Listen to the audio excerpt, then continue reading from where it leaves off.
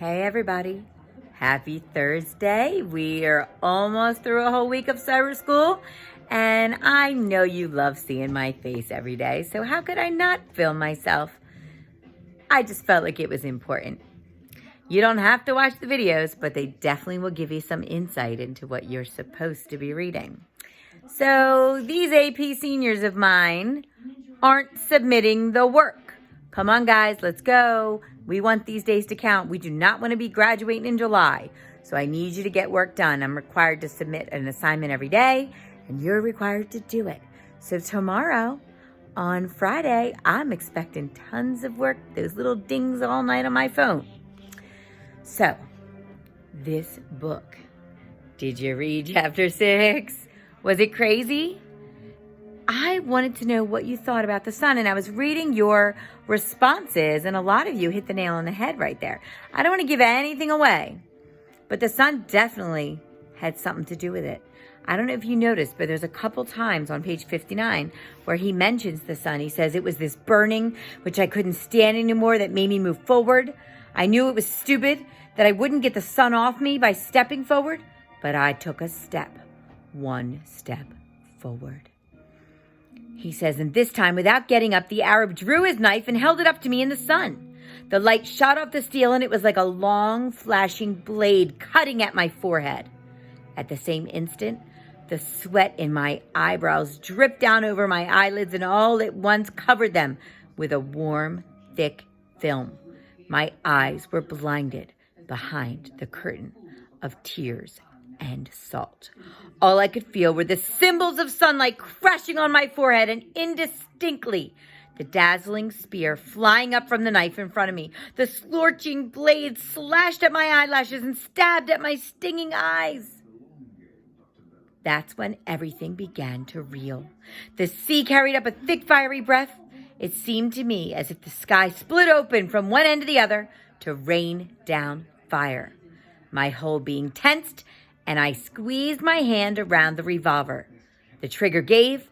I felt the smooth underside of the butt, and there, in that noise, sharp and deafening at the same time, is where it all started. I shook off the sweat and sun. So the sun was in his eyes. Was the Arab holding a knife up to him, to his face? No. And this is what confuses everyone.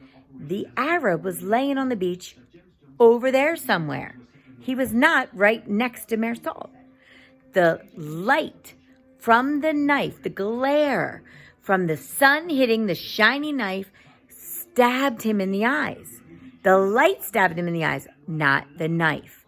Understand that, because that is very confusing about the play. Have you ever had like a watch on your wrist or something in your car, and the sun hits it and it shines like that little light on the roof? That's what I always think of when I think of this. That light was just stabbing him in the eyes.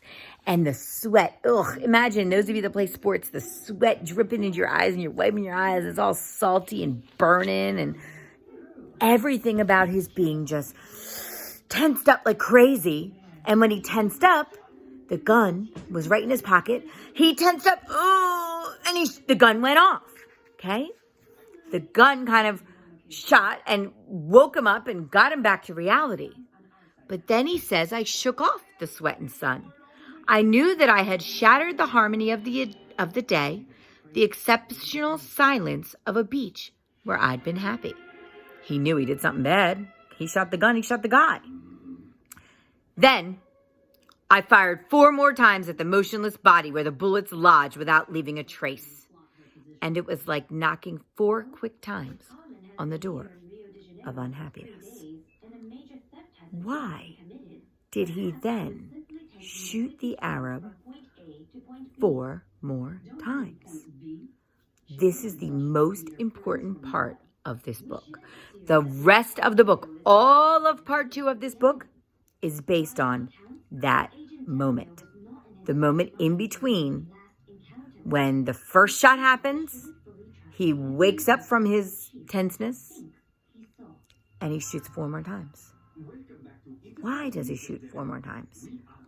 Why does he pause in between? I want you to think about that. So you have, sorry about the dog. You have questions to answer, the journal response questions.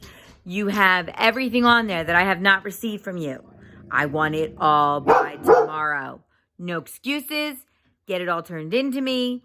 And when I said it was time to make up some of those assignments, I wasn't talking about assignments. I wasn't talking about assignments from a month ago.